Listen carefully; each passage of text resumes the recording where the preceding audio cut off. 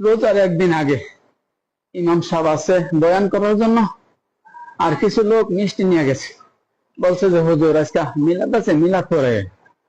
তখন বললো যে মুসল্লি ভাইরা, আপনারা মিলাদ পড়ানোর কথা বলছেন, মিলাদ কোরআন শরীফে নাই।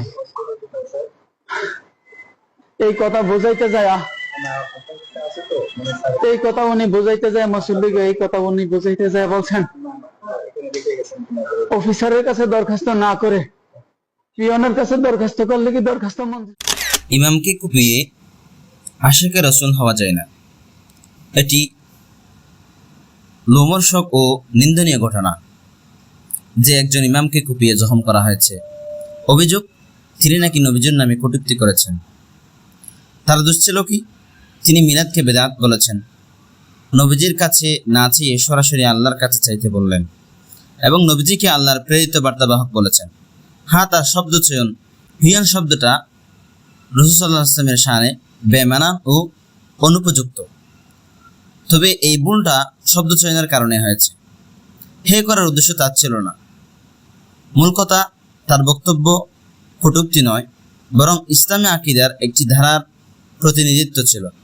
কিন্তু এতটুকু কথা বলার জন্য কেউ যদি ছুরি হাতে নিয়ে ইমাম সাহেবকে জখম করতে চায়, তাহলে সেটা হবে উগ্রতা।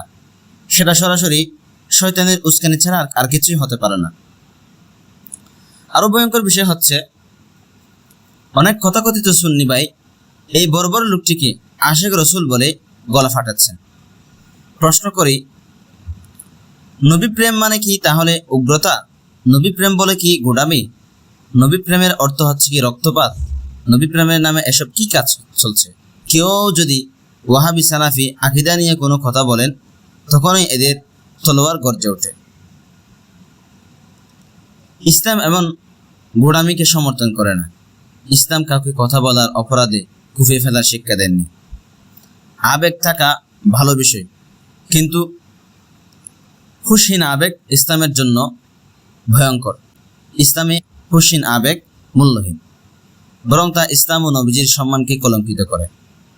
এই হামলাকারী যেন কোনোভাবেই পার না পায়। ওকে আশিক রাসূল নয়, খুন হিসেবে চিহ্নিত করতে হবে, দৃষ্টান্তমূলক শাস্তি দিতে হবে, যেন আর কেউ ধর্মের নামে রক্ত জড়াকে সাহস করতে না পারে।